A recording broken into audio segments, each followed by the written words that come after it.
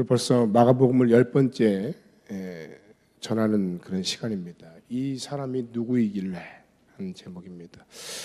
누구이기에. 날이 저물도록 예수님께서는 계속해서 말씀을 가르치셨습니다. 수많은 사람들이 예수님에게 몰려오자 예수님은 그 4장 1절 말씀에 의하니까 배를 띄워서 그 배 위에서 가르치셨습니다. 배가 강단이 된 거예요.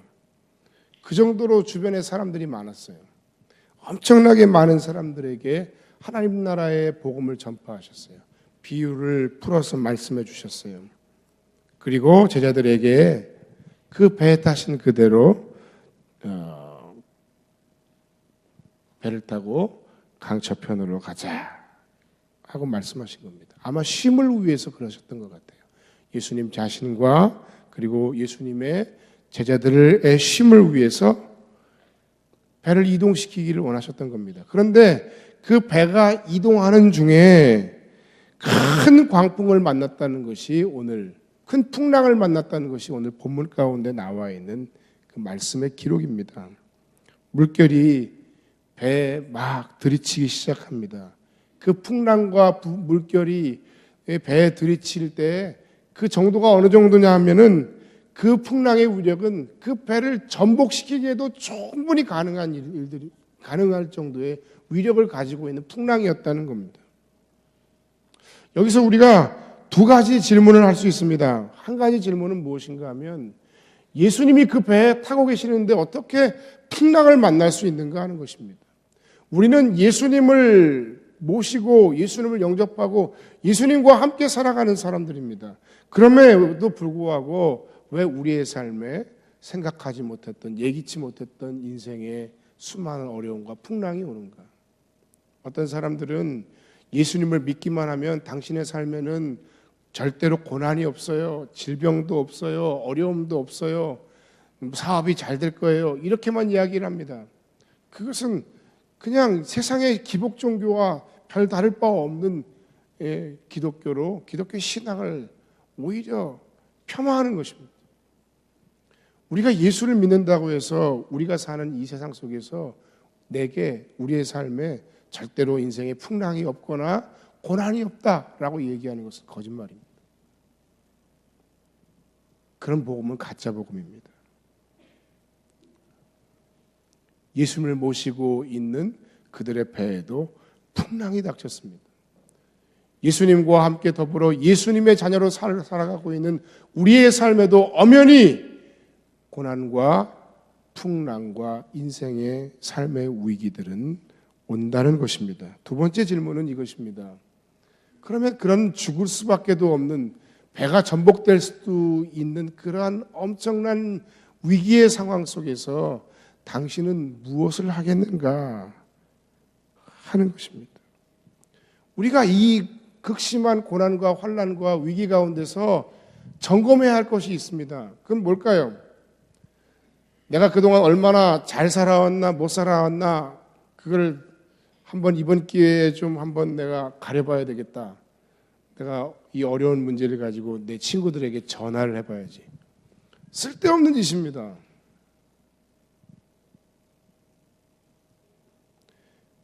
우리는 그런 것을 해야 하는 상황이 아닙니다.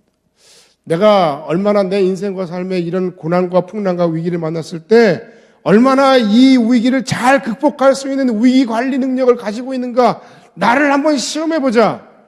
그건 역시 쓸데없는 생각입니다. 아직 임재를 못 만난 겁니다. 그 고난과 풍랑과 삶의 위기가 극심하면 극심할수록 그런 생각들은 헛된 생각에 불과하다는 것입니다.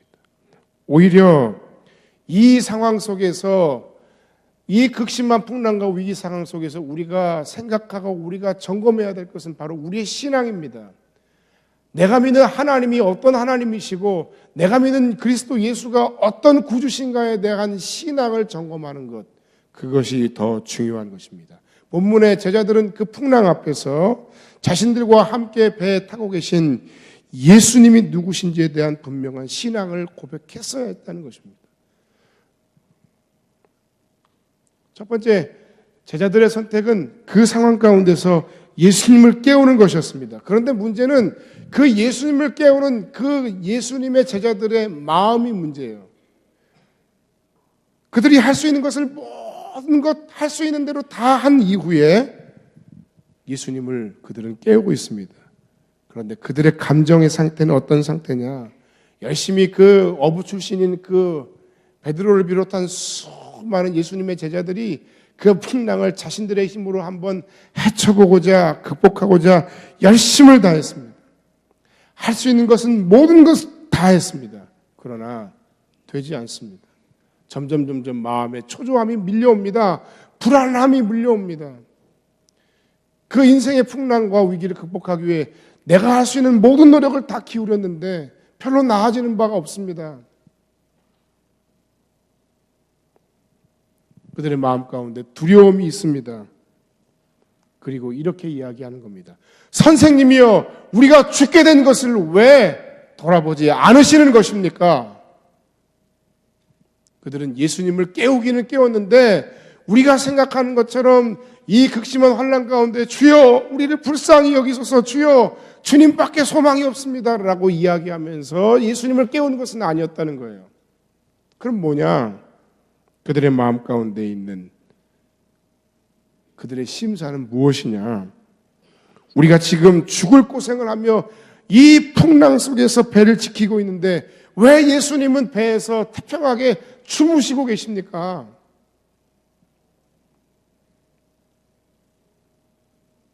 요나서에 요나가 생각나죠? 선장이 배 밑창에 있는 요나를 깨우면서 지금 우리가 다 죽게 됐는데 네가 믿는 신이라도 한번 찾아봐라. 네가 할 수 있는 걸 뭔가 해봐야 되지 않느냐 했던 것처럼 예수님의 제자들 역시 예수님에 대해서 뭔가 간청하고 주님만이 소망이십니다라는 그런 신앙의 고백으로 다가가기보다는 예수님에 대한 비난, 예수님에 대한 서운함, 예수님에 대한 원망, 상황에 대한 절망, 그리고 폭발하는 분노의 마음으로 예수님을 깨우고 있다는 거예요. 우리가 만나는 어려움들을 우리가 다 예상하는 사람들은 없어요. 아니 도대체 왜 내게 이런 일이 오는 거지? 그 뜻하지 않은 일을 내가 만났을 때 우리는 얼마나 당황하는지 몰라요. 그리고는 이 일이 이렇게 이 지경까지 되게끔 이 상황을 만들었다고 생각되는 사람과 환경을 원망합니다. 이 문제를 해결하기 위해서 내가 최선을 다해서 마치 이 풍랑 속에서 그들이 한번 어떻게 해보겠다고 노력했던 제자들처럼 자신이 할 수 있는 모든 것을 다 해봅니다. 경험, 지혜, 사람, 돈, 할 수 있는 건 다 해봅니다. 그런데 그것이 내 생각대로 풀리지 않았을 때 우리는 절망하고 좌절하는 거예요. 그리고 마침내 이 모든 것들이 내 계획대로 해결되지 않았을 때 내 마음속에 분노가 폭발해요. 내 인생이 내 생각대로 풀리지 않을 때 그 감정을 우리가 주체하지는 못해요. 이것이 우리 모습이에요. 그리고 이것이 본문의 제자들의 상황이었던 거예요. 바로 그때 제자들은 자신들이 타고 있는 그 배가 전복될 것 같은 위기의 순간에 그럼에도 불구하고 그 비난, 그 원망, 그 절망, 그 분노의 마음, 그 두려움의 마음을 가지고서 예수님을 깨우는 선택을 했습니다. 하지만 이미 말씀드린 대로 그들은 그들의 주님을 깨우는 깨움은 그들과 함께 하시는 예수님에 대한 믿음, 예수님에 대한 신뢰를 가지고 깨우는 것은 아니었다는 거예요. 오히려 제자들은 공포와 두려움, 비난과 분노 속에서, 절망 속에서 주님을 깨우고 있습니다. 그럼에도 놀라운 사실은 그럼에도 그 신뢰 없는 절망과 분노의 깨움에도 불구하고 주님은 그들에게 응답하셨다는 사실입니다. 할렐루야. 두 번째, 예수님은 당신이 만난 풍랑을 잠잠케 하시는 분이십니다. 예수님이 간단하게 이야기하십니다. 그 바람과 그 바다, 그 파도를 향하여 딱 한마디 하시는 거예요. 잠잠하라, 고요하라. 이 짧고 분명한 주님의 명령에 자연히 순종하고 있습니다. 제자들의 생각과 시선이 바뀌기 시작했습니다. 도대체 이분이 누구이신가? 어떻게 된 분이시길래 이 절망스러운 위기의 순간 내가 이 문제를 해결하고 노력해도 해결되지 않는 그 상황 속에서 이 말씀 한마디로 이 바람과 이 파도를 잔잔하게 하시는가? 모든 시선과 모든 관심은 두려움에서 갑자기 능력을 행하시는 예수님에게로 옮겨지는 것이 오늘 본문의 내용이에요. 마가복음에는 예수님의 권세에 대한 여러 가지 기적의 사건들이 기록되어 있습니다. 무려 6가지의 사건들이 기록되어 있는데 그 권세에 있는 예수님의 기적 가운데 첫 번째 기사가 바로 본문이에요. 이 이후에도 악마를 쫓아내시고 질병을 고치시고 죽음을 이기시는 등의 예수님의 권세가 계속해서 기록되고 있습니다. 문제는 그것입니다. 예수님은 당신에게 어떤 구원자인가 하는 것입니다. 예수님은 당신의 예수를 믿는다고 고백하는 그들에게 믿음으로써 말미암아 구원받는 영혼의 구원자로만 여러분 존재하는 분이십니까? 아니면 예수님은 여러분이 어려울 때마다 119에 마치 전화하듯이 하나님 내가 이런 어려운 상황을 당했습니다. 예수님 나를 도와주세요 라고 말씀드릴 수 있는 그런 문제를 해결해 주는 해결사로서의 구원자를 생각하십니까? 아니면 예수님은 나를 전 인격적으로 구원하시고 치유하시고 나를 세우십니다. 영혼뿐만 아니라 우리의 삶의 연약함도 돌보시고 그 모든 돌보심 속에서 나를 그리스도 예수의 온전한 사람으로 세워서 세상을 섬길 수 있도록 나보다 더 힘들고 지친 사람들을 섬길 수 있도록 세우시는 온전케 하시는 구원자로 고백하십니까?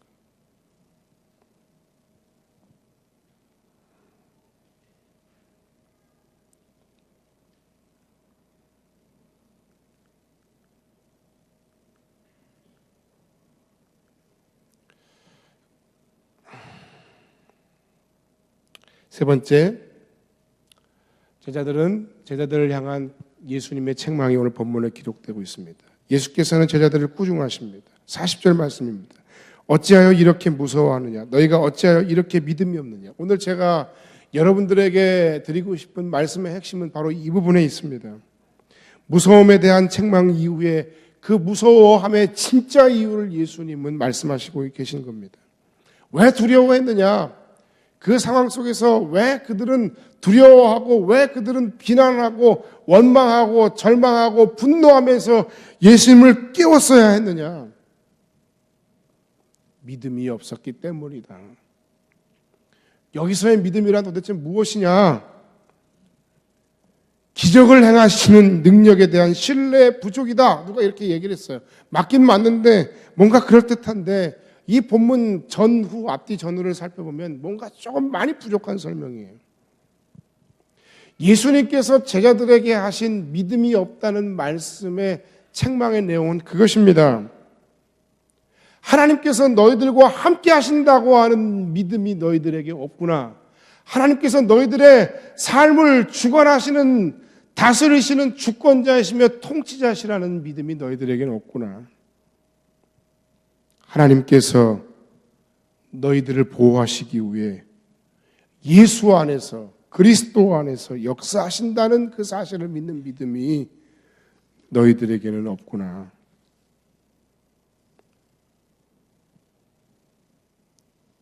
그런데 더 뼈아픈 게 있어요. 왜 이 제자들이 이런 책망을 받을 수밖에 없었는가 하는 그 이유가 있어요. 그건 바로 그 앞장면이에요. 우리가 읽은 4장 35절 이전에 4장 1절 이하의 모든 내용들이에요. 지난주에 우리가 살펴봤던 하나님 나라의 이야기예요. 뭐죠? 지난주에 여러분 무슨 말씀을 우리가 나눴습니까? 비록 작은 겨자씨 같은 믿음일지라도 그 믿음에 생명력이 있다면 그 진짜 믿음을 통해서 하나님은 이 땅 가운데서 위대한 일을 이루어 가신다는 이야기예요. 기억하십니까? 예수님께서 제자들에게 그것을 말씀하셨고 지난주에 설교자가 여러분을 향해서 그 이야기를 말씀드렸어요. 하나님께서, 이 말을 다시 정리하자면 하나님께서 우리가 사는 이 세상의 모든 삶을 다스리시고 주관하시는 주권자시라는 사실입니다. 그 사실을 믿지 못하고 우리가 계속해서 두려워하는 거예요. 그 사실을 믿지 못하고 우리는 계속해서 불안해하는 거예요. 여러분, 우리 마음 가운데 불안함이 얼마나 많습니까? 두려워함이 얼마나 많습니까?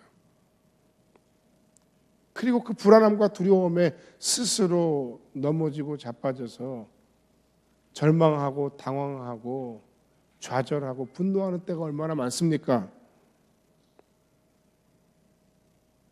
하나님이 우리의 삶의 모든 주권, 삶의 주인이시고 주권자이시며 예수 안에서 예수 그리스도를 통해 그 놀라운 하나님의 통치가 이 땅 가운데서 우리의 모든 삶의 환경 정황 속에서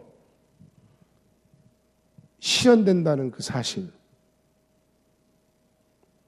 그들 곁에 그 말씀을 하셨던 예수님이 계셨고 그들 곁에 하나님께서 예수를 통해서 일하시는 그 위대한 예수가 그 배 안에 타고 계셨음에도 불구하고 그들이 만난 인생의 풍랑을 인하여 그들은 그런 그 절박한 위기의 상황, 아니 어쩌면 진짜 믿음이 필요한 그 상황 속에서 그들의 믿음을 고백하지 못했다는 겁니다. 그들 앞에 놓인 환경, 그들을 만난 풍랑 앞에서 그들의 믿음은 허망하게 무너져 내리고 무용지물이 되었다는 이야기입니다. 예수님이 하나님 나라의 이야기를 이미 하셨고요. 더 뼈아픈 건 뭔 줄 아세요? 예수님이 그들을 특별히 부르시고 그들에게 그 이야기를 특별히 가르쳐 말씀하셨다는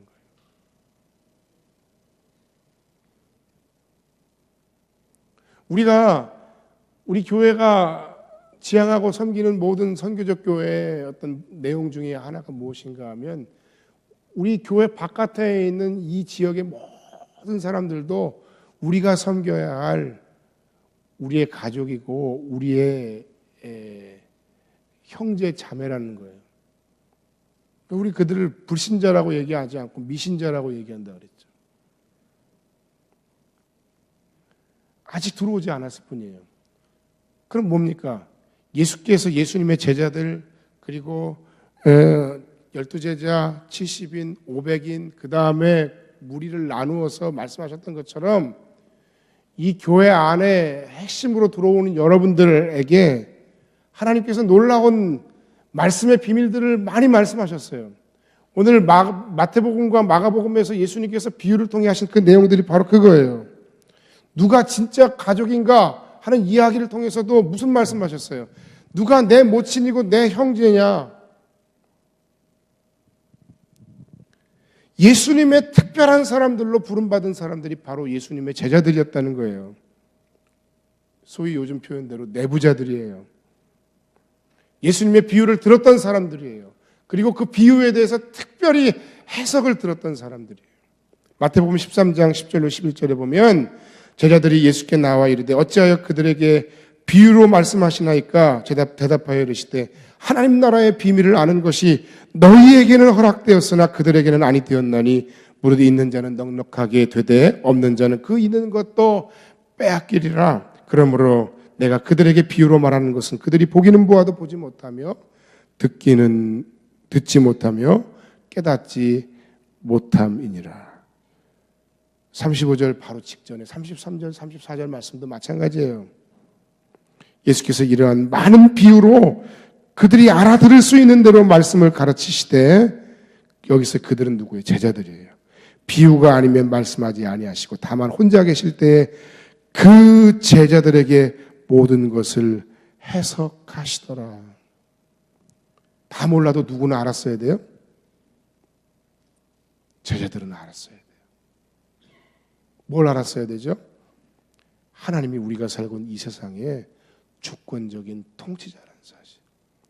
내가 어떤 풍랑 가운데 있을지라도 하나님이 그 모든 것을 다스리시고 통치하시는 분이라는 사실.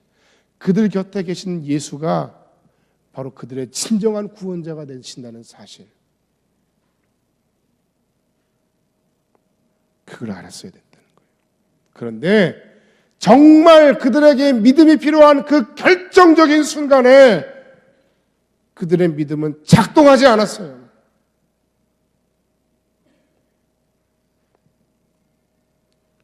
뭐 평상시에 내가 타는 차가 10개의 에어백, 12개의 에어백을 가진 고급차입니다 라고 차이랑 자랑하면 뭐예요? 막상 사고가 났는데 그런데 에어백이 터지지 않아요. 무슨 소용이 있죠?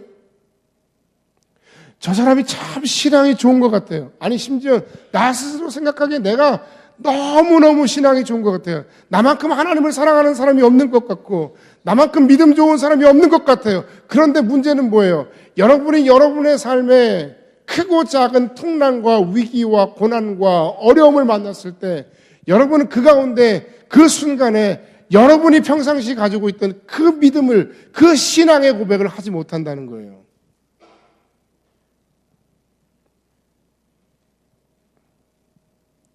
진짜 믿음이 필요한 순간은 어떤 순간인가? 진짜 우리에게 믿음이 필요한 순간은 어떤 순간, 어떤 상황인가 하는 겁니다.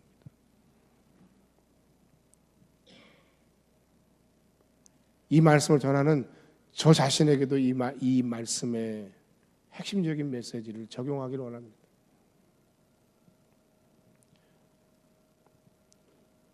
뭐 어렵고 힘든 이유는 뭐 사실 다 내가 만드는 거죠. 누구 탓이에요? 내 탓이지. 주의 일을 하다가 뭐 사람들이 좀 잘 협조가 안 되고 이해가 안 되면 저도 얼마나 좌절하고 낙심하고 얼마나 힘들어하는지 몰라요. 마음이 얼마나 다운되는지 몰라요.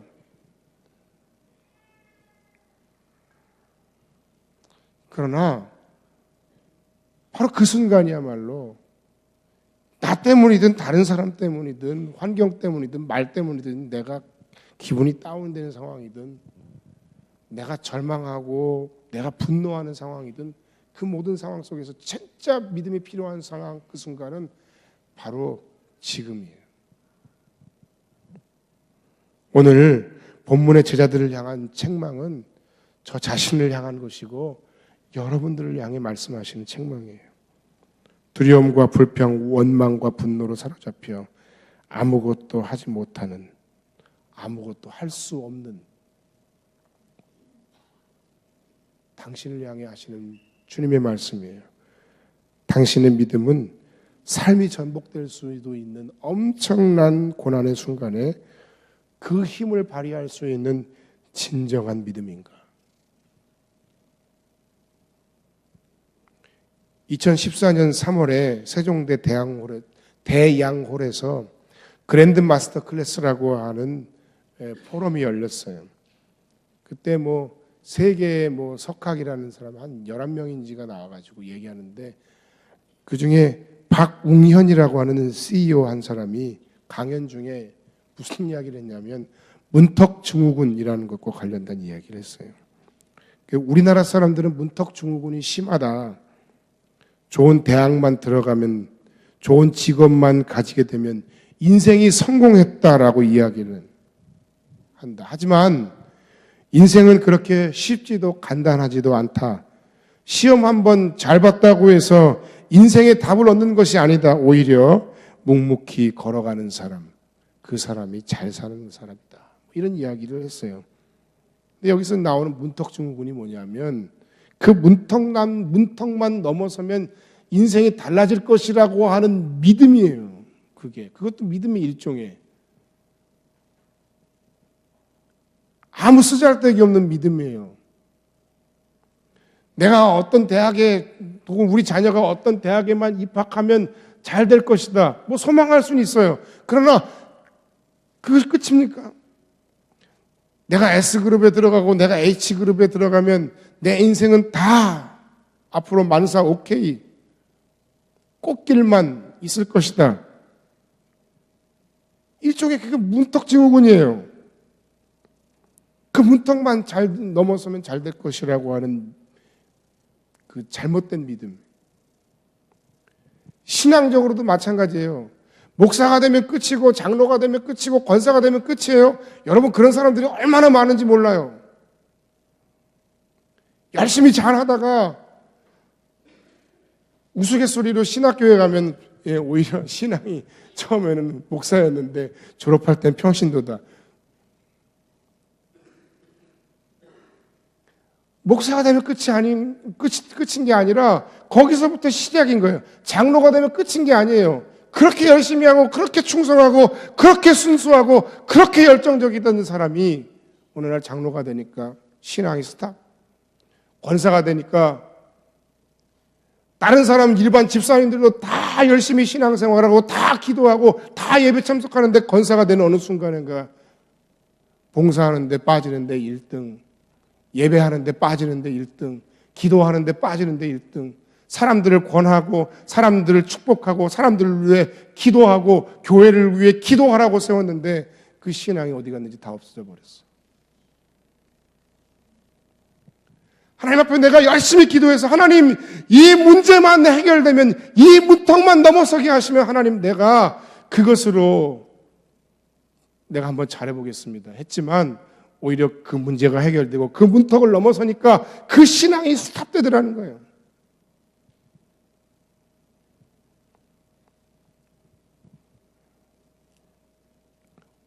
목사가 되는 게 중요한 게 아니라 어떤 목사로 살아갈 것인가가 어려운 숙제예요. 제 마음에도 얼마나 많은 유혹이 있는지 몰라요.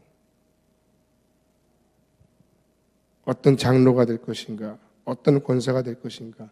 하나님이 내 삶에 그 절체절명의 위기를 넘어가게 하신 이후에 그 기도 응답 이후에 어떤 삶의 각오로 내 삶을 새롭게 하나님 앞에서 세워갈 것인가. 그것은 문제 해결점이자 종착점이 아니라 우리에게 주어진 새로운 삶의 시작이고 문제의 시작인 거예요. 여러분, 과거에 찬란했던 여러분의 신앙을 자랑하지 마세요. 여러분에게 중요한 건 여러분의 과거의 신앙이 아니에요. 여러분의 현재의 직분도 아니에요. 더 중요한 것은 여러분의 현재의 믿음이에요. 하나님께서 여러분을 다스려 통치하시는 하나님 나라의 백성인가? 그 절체절명의 위기의 순간 가운데 나는 예수를 나의 삶의 진정한 구원자로 믿고 신뢰하는가?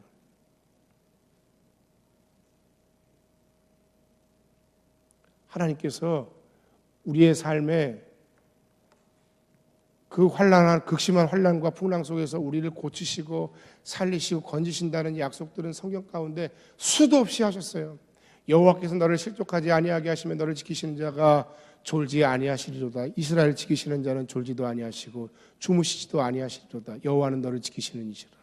여호와께서 내 오른편에서 내 그늘이 되시나니 낮의 해가 너를 상하게 하지 아니하며 밤의 달도 너를 해치 아니하리로다. 여호와께서 너를 지켜 모든 환난을 면하게 하시며 또 내 영혼을 지키시리로다. 여호와께서 너의 출입을 지금부터 영원까지 지키시리로다. 이사야서는 또 뭐라 그래요? 두려워 말라, 놀라지 말라, 내가 너와 함께합니다. 나는 내 하나님이다. 나의 의로운 오른손으로 너를 붙들리라. 뿐만 아니라 계속해서 나와요. 주께서 바다의 파도를 다스리시며 그 파도가 일어날 때 잔잔하게 하시나이다. 또 이에 그들의 고통 때문에 여호와께 부르짖으며 그가 그들의 고통에서 그들을 인도하여 내시고 광풍을 고요하게 하사 물결도 잔잔하게 하시는도다. 그들이 평온함으로 말미암아 기뻐하는 중에 여호와께서 그들이 바라는 항구로 인도하시는도다.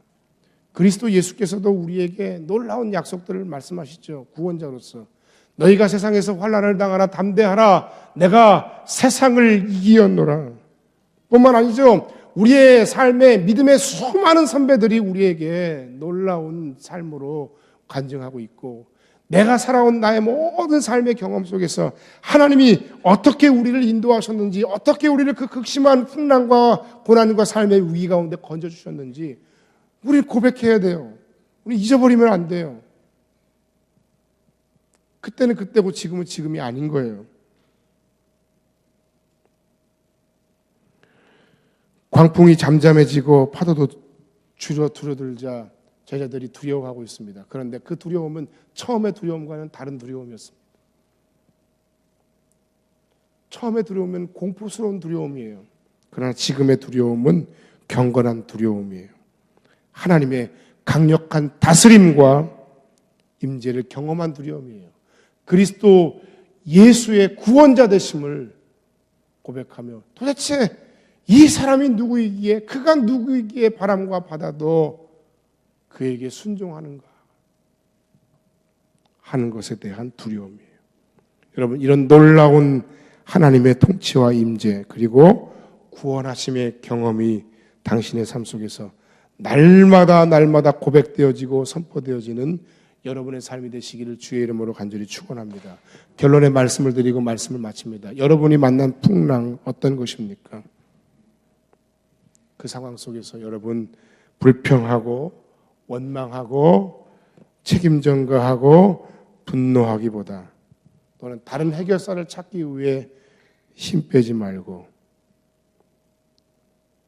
예수가 누구신지를 생각하고 고백하고 바라보시고 그 주어진 문제와 벌어진 사건 속에서 발을 굴을 것이 아니라 예수님을 깨우는 신앙을 회복하시기를 주님의 이름으로 간절히 축원합니다.